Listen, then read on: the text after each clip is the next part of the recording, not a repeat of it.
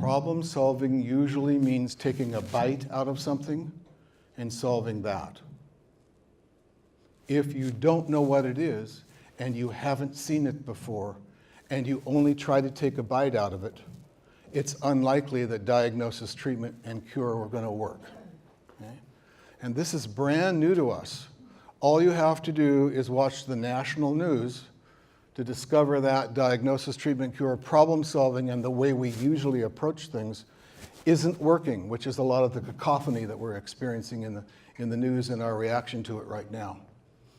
Instead, we have to go to systems thinking, and system thinking really is very simple in a complex way. It's going to the big picture and asking ourselves the question, what's really going on here? If we have the habit of problem solving and we're likely to leap into that, it's not going to work in this case.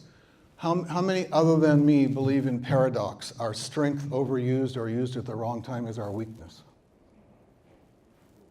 How's that for a revolutionary idea?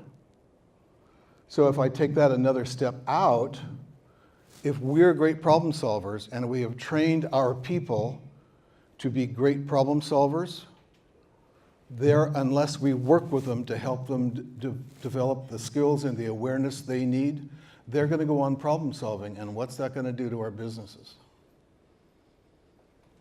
So we're going to have to begin to train our people and ourselves and our boards to become great systems thinkers, and that's usually a level above where we tend to go because we're under a lot of pressure, we want to solve problems, we want to get on to the next thing. I'm not taking anything away from that. I'm simply saying it's not going to work with a significant portion of the change that's coming down the pipeline to us. Incremental planning is the second important tool facing disruptive change. We can no longer make long-term plans and put it in the drawer and assume our environment's going to be stable.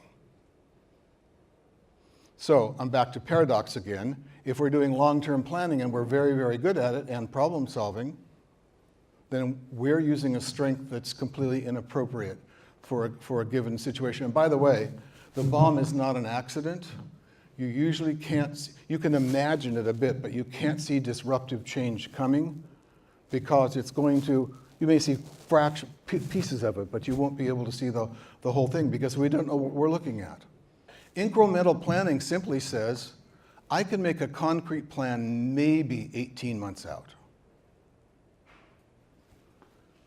From 18 to 48 months, I can have a plan, sort of, but I'm going to have to be able to adapt, go back to this gentleman's language, because adaptability is extremely important.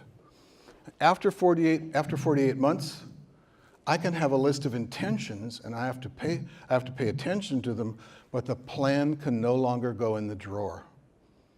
Because the tool that I didn't have room for is continually scanning our environment for what's really going on. That's the systems thinking.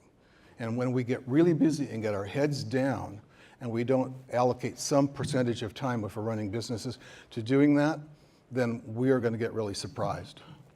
So success in working with disruptive change isn't being on time, on plan. It's making the necessary adaptations for the plan, but also in who we are and how we operate. Failing to do that will really be a problem for our businesses.